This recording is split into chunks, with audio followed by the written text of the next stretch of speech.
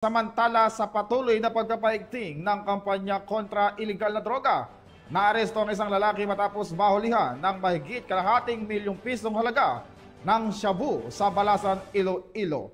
Yan ang tinutukan ni Patrolwoman Ledilyn Bansagon. Tagumpay na isinagawa ng Station Drug Enforcement Unit ng Balasan Municipal Police Station sa ilalim ng pamumuno ni Police Captain Renzo A. Martinez, Hepe ng Balasan MPS, ang isang buy-bust operation sa Barangay Tingwan, Balasan, Iloilo, bandang alas 8 ng gabi noong Abril 1 taong kasalukuyan.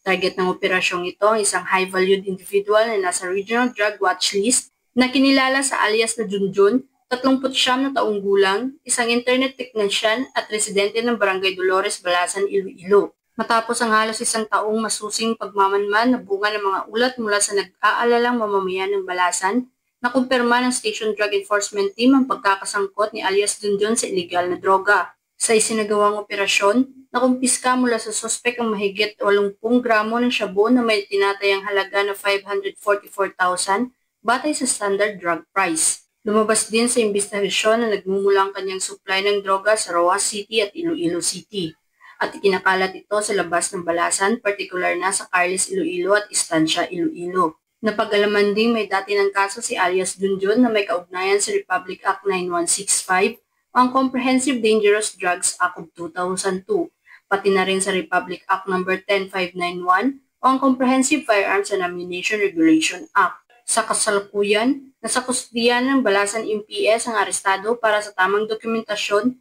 at habang inihahanda ang formal na pagsasampa ng kaso laban sa kanya. Ang matagumpay na pagkakaaresto kay alias Junjun ay nagpapakita ng kahalagahan ng pagtutulungan sa pagitan ng Ilonggo Cops at ng mga mamamayan sa walang sawang kampanya laban sa iligal na droga na nagpapatibay sa pangakong panatiling ligtas at maayos ang komunidad. Mula dito sa Police Regional Office 6, ako ang inyong Police News Network Correspondent, Patrolwoman Ledilyn Bansagon, alagad ng batas, taga-taguyod ng Balitang Pulis.